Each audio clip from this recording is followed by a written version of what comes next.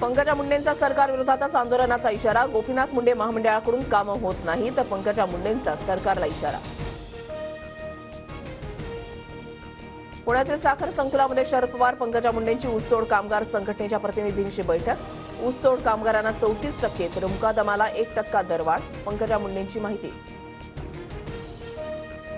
सगळे सोयऱ्यांना आरक्षण देण्याचा सरकारनं जरांगेंना शब्द दिला होता, मात्र तो शब्द पाळला नाही. मराठा आरक्षणावरून शरद पवारांची टीका.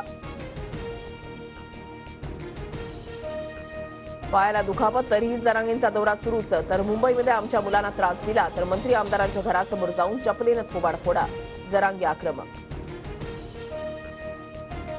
मराठा आरक्षण समितीच्या अध्यक्षांना मासिक मानधन आणि इतर सोयी सुविधा. अध्यक्ष भोसलेंना 4.5 लाख तर सदस्यांना 4 लाख मानधन मिळणार.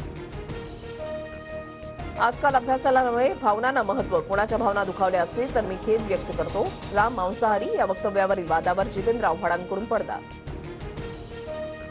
कुठेही लपून बसले तरी जितेंद्र आव्हाडांचा वध करणार. अयोध्येमध्ये परमहंस आचार्य महाराजांचा इशारा. आव्हाडांना जगातली कोणतीही ताकद वाचू शकत नाही. परमहंस महाराज संतापले.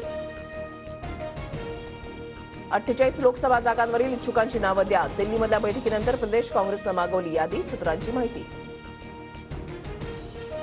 महायुती समन्वय समितीची आज बैठक. मंत्री दादा भुसेंच्या बंगल्यावर बैठकीचं आयोजन. आगामी लोकसभा निवडणुकीवर चर्चा होणार. छत्रपती संभाजीनगरमध्ये सत्तारांच्या वाढदिवसाच्या निमित्तानं गौतमीच्या कार्यक्रमात राडा. सत्तारांकडून शिवराळ भाषेचा वापर तर ग्रामीण भाषेमध्ये बोललो. कोणाच्या भावना दुखावल्या असतील तर दिलगिरी. सत्तारांचं स्पष्टीकरण.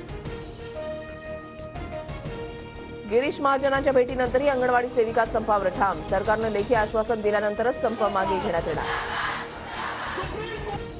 राज्याच्या पोलीस महासंचालकपदी रश्मी शुक्लांची नियुक्ती. आता परत कॉल रेकॉर्डिंग सुरू होईल. आधी विनापरवानगी फोन टॅप करायचे, आता परवानगी न करतील. राऊतांसह एकनाथ खडसेंचा हल्लाबोल.